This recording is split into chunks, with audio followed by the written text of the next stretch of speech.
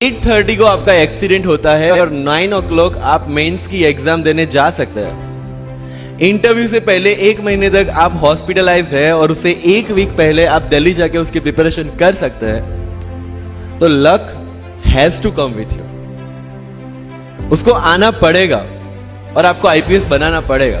मैं एग्जाम के लिए निकला, मेंस मेरा था, सुबह जीएस3 का पेपर था। 8:30 को मेरा स्कूटी स्लिप हो गया, मेरा लिगामेंट इंजरी हो गया, लेफ्ट हैंड में इंजरी था, सीट से ब्लीडिंग हो रहा था। लेकिन मेरे पास 2 ऑप्शन थे। मैं खड़ा हुआ, मैंने देखा okay my right hand is safe and I decided I will go to the exam hall and write the exam. मेरे पास 2 ही ऑप्शन थे, या तो मैं वहां से उठ के रोने लगूं, यार मेरे साथ ही ऐसा क्यों हुआ, मेरा एक्सीडेंट हो गया, मेरा मेंस खराब हो गया और हॉस्पिटल जाओ, या दूसरा ऑप्शन था कि मैं देखूं कि मैं 3 घंटे और सरवाइव कर सकता हूं। हाँ कर सकता हूं। मैं मेंस के लिए एग्जाम हॉल में गया। ये जितने भी फोटोग्राफ्स लगे हैं, सर ने जैसे बताया कि जितने भी इंसान सक्सेसफुल हुए, अगर आप उसकी लाइफ स्टोरी देखेंगे तो कहीं ना कहीं एक मोमेंट आता है जहां पे वो इंसान की जो स्ट्रगल है वो पीक पे हो जाते हैं। वो इस मोमेंट पे आपको डिसाइड करना है कि आपको वहां से यू टर्न लेना है या आपको वहां से आगे निकलना है। इन सब लोगों ने डिसाइड किया कि उनको वहां से आगे निकलना है। एंड दैट इज द फंडा ऑफ लाइफ। सक्सेस उन्हीं को मिलता है जो इस स्ट्रगल वाले मोमेंट से आगे निकलने की सोचते हैं। जब भी आपको लगे कि आपके सिर पे बहुत मुसीबत है, जब भी आपको लगे कि आप हर तरह से गिर चुके हैं, जब भी आपको लगे कि आपके पास कोई ऑप्शन नहीं है, तब एक चीज आप अपने दिमाग में लाइएगा कि यही मोमेंट है जहां से आपकी तकदीर बदलने वाली है।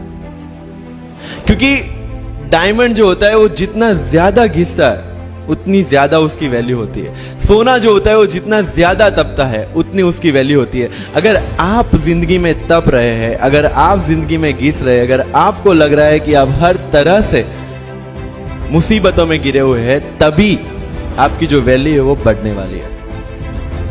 और यही मेरा एटीट्यूड रहा है। लोग बोलते हैं कि तुम्हारी फाइनेंशियल कंडीशन ठीक नहीं थी, पापा इलेक्ट्रिशियन थे, मम्मी हाउसवाइफ थी, डायमंड के कारखाने में काम करती थी, उसके बाद उन्होंने मैरिज में रोटियां बनाने का काम किया और उस तरह से मैं पढ़ा। लेकिन जब मुझे पूछा जाता है कि ऐसी कौन सी चीज है आपकी लाइफ में जो आप बदलना चाहते हो, एंड आई सेड नथिंग। क्योंकि अगर वो चीजें नहीं होती मेरी लाइफ में तो शायद आज आपके सामने में नहीं होता।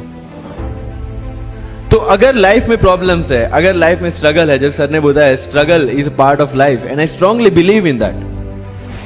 भारत वर्ष का सपना चंद्रगुप्त ने देखा, चाणक्य ने देखा, और उस भारत वर्ष को बनाने के लिए जब ये संघर्ष जारी था और तब राजा धनानंद की डॉटर दुर्धरा से चंद्रगुप्त को प्यार हो जाता है, और जब चाणक्य उनको बोलते कि नहीं तुम्हें उससे दूर रहना है, तब चंद्रगुप्त बोलता है आचार्य कभी कभी सोचता हूं कि जिंदगी में या ये भारत के सम्राट बनने के लिए इतना त्याग, इतना बलिदान ना देना होता तो।